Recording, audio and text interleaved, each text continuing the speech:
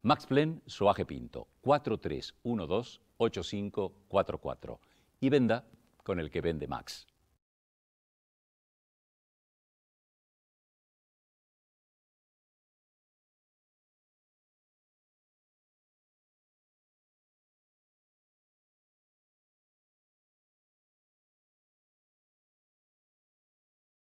Esta noche en Mesa Chica, una entrevista exclusiva a Mariana Zubik, su relación con los Kirchner, la ruta del dinero K y su análisis del mapa político actual. Además, vamos a tratar el tema más caliente de la semana, el dólar. Todo forma parte de nuestra Mesa Chica y vos podés ser parte. Esta noche a las 22, aquí, en La Nación Más.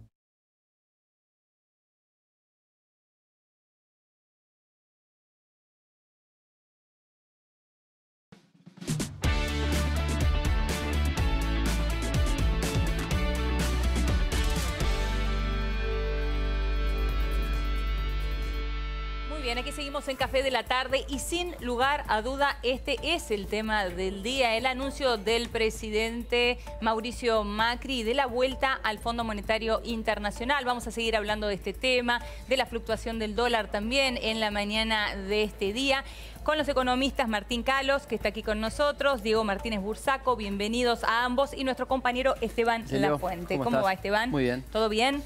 Recién me hacías una buena pregunta fuera del aire, Esteban, que es ¿por qué? ¿Por qué tomó el Gabinete Económico esta decisión? ¿Por qué el FMI ahora, no? Es un buen dato que incluso tuvo una buena señal en los mercados cuando se mira la evolución del dólar en el día, si bien terminaron subiendo. Inmediatamente después de que el presidente finaliza su mensaje anunciando el inicio de las negociaciones, el dólar revirtió la suba que había tenido, ese pico de 23,30 en el mercado mayorista, y llegó a los niveles que tenía la apertura, lo cual fue un signo de que una medida tal vez bien recibida, pensando en tener mayores dólares disponibles, medidas propuestas por el FMI, sin dudas bien recibidas. Sí. No así el cambio que ocurrió cuando habló Duhovne, que no dio mayores precisiones sobre la negociación. Exactamente, que serán las precisiones que tendremos de aquí en adelante con este viaje a Washington y las reuniones de los técnicos de ambos lados. Me gustaría escuchar el análisis de ambos. Bueno, yo creo que en Argentina todo se mide respecto al costo político, ¿no? Sí. Y la situación financiera y económica, digamos, que empezaba a complicarse, era tan agravante que creo que ese costo político de tomar una decisión de acercarse al Fondo Monetario, como finalmente fue dejado de lado, ¿no? Cuando yo lo hablaba con Esteban fuera de cámara también, que hoy Argentina depende mucho del endeudamiento externo, del financiamiento. Es verdad que gran parte del financiamiento 2018 está dentro, ¿sí? Faltarían así como 7.000 a 8.000 millones de dólares, sí. Pero el año que viene necesitamos otros 30.000 millones de dólares, ¿no? Y mirando un poquito la dinámica de... Claro, y allí es donde estamos mirando, ¿no? A 2019, sí. Que esto es clave lo que estás diciendo. Hay que dar certidumbre de corto plazo, pero un horizonte relativamente quizás mediano. Mediano, estamos hablando 18 meses para Argentina, que es mediano, digamos, cuando en el resto del mundo, ¿no? 18 meses es ultra corto plazo. Pero creo que mirando ese panorama y mirando los rendimientos de la deuda en dólares de Argentina hoy en los mercados, era el único camino que quedaba ese financiamiento, a tasas de alrededor 4%, contra, por ejemplo, un bono en Argentina que está rindiendo 7% en dólares con un vencimiento en torno a 3 años. Es imposible. ¿Qué quiere decir? Que había menor confianza, tal vez en el contexto internacional, dado estos cambios que se dieron y la posible suba de tasas en Estados Unidos, en financiar a la Argentina. El punto de partida fue el 28 de diciembre de 2017, y cuando uno analiza así, es cierto que las condiciones externas... Perdón, el 28 de diciembre de 2017, el día en que se anuncia la recalibración, ¿no? De las metas de inflación. Ahí comenzó la desconfianza del inversor, por la independencia del Banco Central, pero ya se veía también en los bonos argentinos que venían bajando. Los mercados habían hecho un máximo en las acciones en enero, después vino todo el conflicto del mundo exterior, pero los bonos argentinos bajaban. Y para hablarle a la gente común, ¿qué es esto? Si los bonos argentinos bajan, la tasa de interés sube en Argentina, y esto impacta en todos los canales de crédito para el país. Martín. Yo lo que creo ahí es que hay que ver bien de qué variable estamos hablando. Acá estamos hablando de los dólares que el país necesita para funcionar. Sí. Y esto es un problema estructural de la economía argentina, no es un problema nuevo ni culpa de este gobierno. El tema es que mientras no se solucione eso, vos necesitas una fuente de dólares. ¿Cuál es esa fuente? El gobierno apostó desde el comienzo de su mandato, ¿no? Del mandato de Cambiemos, a que fuera la inversión externa. Y la inversión externa no respondió en la magnitud en la que se necesita. Entonces se palió ese agujero con deuda externa. Y ahí está la cuestión. Los últimos meses lo que vimos, como bien señalaba Diego, es que el mercado externo le puso un freno. Le dijo, hasta acá, por ahora te presté hasta acá. Bien, pero y acá está la cuestión. Pero esto que estás diciendo, este freno que le pone el mercado externo, ¿tiene que ver con la situación de Estados Unidos, con la suba de tasa de Estados Unidos o no? Para mí se mezclan varias cuestiones, externas e internas. Por supuesto, la externa tiene que ver con que en el mundo hay un vuelo a la calidad, ¿no? Estados Unidos sube sus tasas de interés. De todo el mundo salen capitales que prefieren esa tasa antes que estar arriesgándose en otros lugares. Exactamente. Ahora, también hay cuestiones internas de Argentina que tienen que ver con la fortaleza que se le ve a un modelo que es vulnerable siempre desde el punto de vista de esta restricción externa, que no estaba actuando todavía, pero que se veía que en algún momento podía volver a generar un problema en el crecimiento argentino. Y mientras no haya un plan de desarrollo que en algún momento, además de estabilizar, que es necesario, ¿no? Bajar inflación, generar un crecimiento más o menos sostenido, pero que en algún momento muestre cómo vamos a conseguir los dólares en Argentina de acá en más, a varios años. Y eso es lo que hoy todavía no se ve y un poco creo lo que se está planteando acá como una mirada de largo plazo. Sí, de hecho, el dato como hablábamos, de conseguir los dólares genuinos, si uno mira la balanza comercial, que es esto de lo que Argentina exporta menos lo que Argentina importa. El déficit comercial en los primeros 3 meses de este año duplicó al del año pasado, ya supera los 2.500 millones de dólares. Duplicó al del año pasado.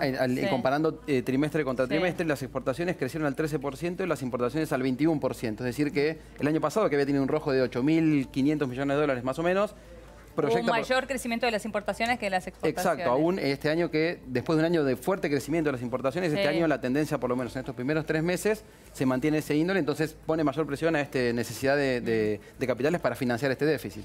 Diego, ¿qué significa esto de aquí en adelante, no? Esto es un hecho, el ministro de Hacienda y su equipo, gran parte de su equipo y también parte del Ministerio de Finanzas, el segundo de Caputo, están viajando allí a Washington a negociar las condiciones. ¿Qué significa esto de aquí en adelante para la Argentina? Lo primero que hay que hacer es parar la sangría de los mercados, ¿sí?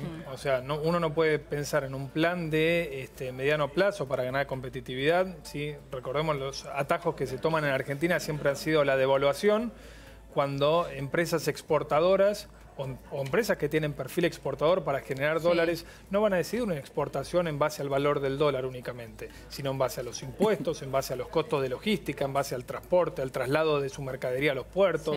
Entonces, todo eso es un proceso decisorio que lleva tiempo. Es decir, acá no se resuelven los problemas con un dólar a 30 pesos, por decirlo algo, y si el gobierno tiene, digamos, la muñeca para evitar el famoso pass-through de la devaluación a la inflación, ¿sí?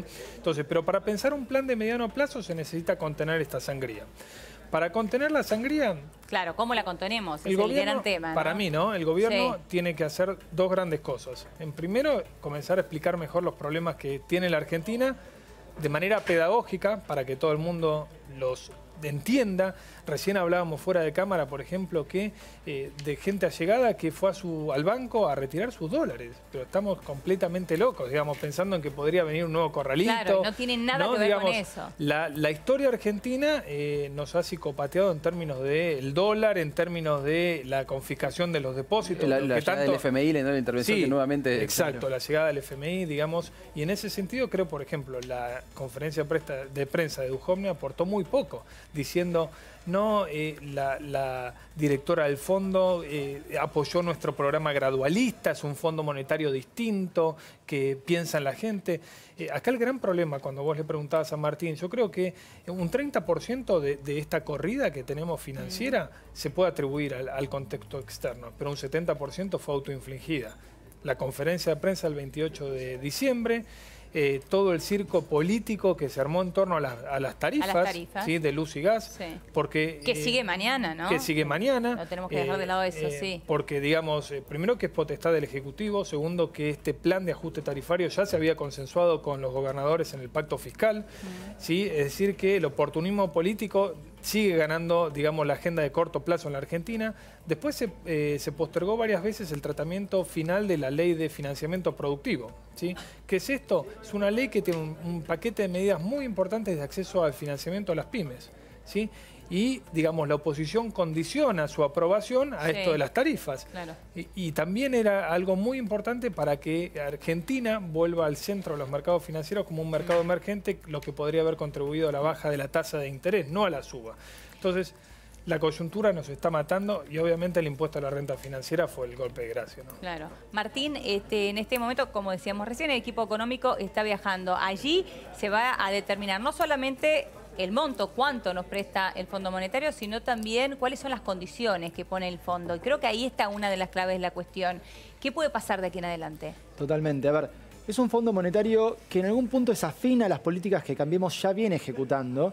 Sí. Y si querés, hasta viene elogiando en su último informe, viene elogiando lo que el equipo económico de Cambiemos ha hecho. Con lo cual no creo que haya una ruptura ahí, no se le pide algo distinto a Cambiemos. Veremos qué exactamente, pero por ejemplo en la última revisión que hizo por el artículo 4, ¿no?, del FMI sobre nuestra economía, una de las cosas que planteaba era la necesidad de una reforma laboral, que de acto seguido Cambiemos llevó al Congreso. Esa reforma laboral, o sea, una posibilidad es que ahora se use un poco como excusa un acuerdo con el FMI para avanzar en esa reforma laboral o eventualmente en la ley de mercado de capitales o quizás en un recorte de gastos más rápido, como en algún momento, como planteó también el FMI. Todas estas son cosas que el FMI ya planteó, pero a grosso modo, digamos que estaba de acuerdo con lo que ¿Puedes decir que eran planteaba. realmente políticas que ya tenía el gobierno como objetivo y que es lo mismo que le va a plantear el FMI de aquí en adelante? Probablemente, y ahí también, digamos, se mezcla con lo que Cambiemos ya viene haciendo en estas últimas semanas.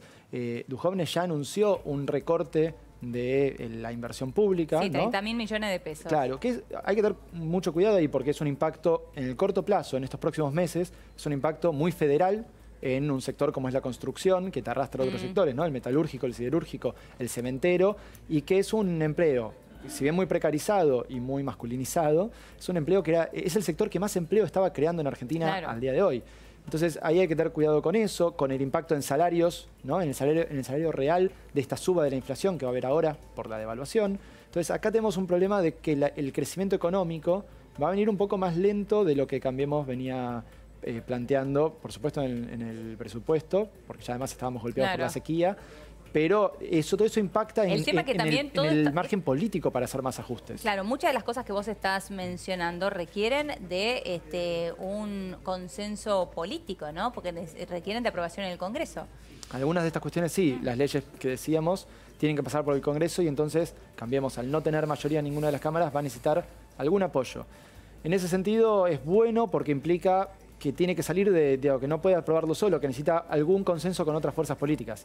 Veremos a qué consenso llega, porque tampoco puede ser que el consenso implique aprobar, si querés, cosas como ha habido en el pasado, leyes que son engendros, mezclas de cosas, ¿no? Sin ir más lejos, en ese informe uno de los ítems planteados es la reforma previsional, sugerida por el FMI, y vimos a fin del año pasado, bueno, qué ocurrió al intentar sancionarse esa ley y bueno, cómo prosperó. Entonces, en ese debate, en esa negociación con la oposición, habrá que ver cómo continúa y finalmente qué impacto económico tienen esas medidas. Que esperemos que no sea lo mismo que vivamos el día de mañana, ¿no? Sí, es que justamente acá volvemos de vuelta al tema de la comunicación del gobierno, ¿no? Porque fijémonos lo que pasó en la reforma previsional, ¿no? Que hubo un gran ruido político, obviamente una tensión social muy grande, y era solamente para actualizar la fórmula de actualización de los saberes, que en definitiva fue injusta para los jubilados, ¿no? Porque quedaron 3 meses sin actualizar, eso es cierto, pero no era para hacer una reforma de fondo como la que te puede pedir el Fondo Monetario Internacional. Claro, que puede ser más profunda entonces, claro. En realidad que haga sustentable la Argentina de mediano y largo plazo. Justamente nosotros vivimos siempre atrás de la coyuntura, siempre atrás del corto plazo, ¿sí? Y entonces tratamos de ir poniendo parches para ir zafando, tirando la pelota para adelante. Ahora, digo, no, abriendo el debate, si la expectativa de vida es más alta, si, digamos, hay un montón de trabajadores informales en negro que no aportan al sistema previsional, si la relación entre trabajadores activos y jubilados creció, digamos, en cuanto a la cantidad de jubilados exponencialmente respecto a los que aportan. Bueno, busquemos soluciones de fondo a eso, consensuadas, pero si, digamos, todo el arco político se va a poner entre blanco y negro, bueno, obviamente van a salir acuerdos muy, digamos, mediocres que no van a cambiar la tendencia de fondo de la Argentina. En esto que vos mencionaste recién con respecto respecto a la economía informal, me parece que está una de las principales claves del sistema fiscal y económico del país, ¿no? Por eso sería importante, sí, un blanqueo en este sentido, un blanqueo laboral, porque es imposible que un porcentaje tan chico de la economía sostenga a todo el resto. Sí, y cada vez más, el esfuerzo es cada vez mayor porque no solamente sostiene a los que no aportan, sino a los que viven del Estado de alguna u otra manera. Claro. Viven no de manera despectiva, pero sino que cobran alguna contribución o alguna jubilación o alguna verga. Totalmente. Creo, perdón Martín, ahora te dejo hablar, que nos necesitamos un debate profundo, un debate de que pongamos todas las cartas sobre la mesa, que esto va a ser costoso, es una realidad, pero que sea, digamos, algo en que todos aporten algo, pero en serio, digamos, no para el marketing, pero sino con proyectos serios que haga la Argentina viable de mediano plazo. Si no, dentro de semanas o días vamos a estar discutiendo siempre lo mismo, si esto para o no. Martín. Sí, a ver, creo que hay un montón de cuestiones a discutir, que coincido que tienen que ser discusiones de fondo, no podemos hacer parches a un sistema previsional, que igual yo soy de los que cree que es casi imposible hacer un sistema previsional sustentable en el largo plazo, básicamente por la trayectoria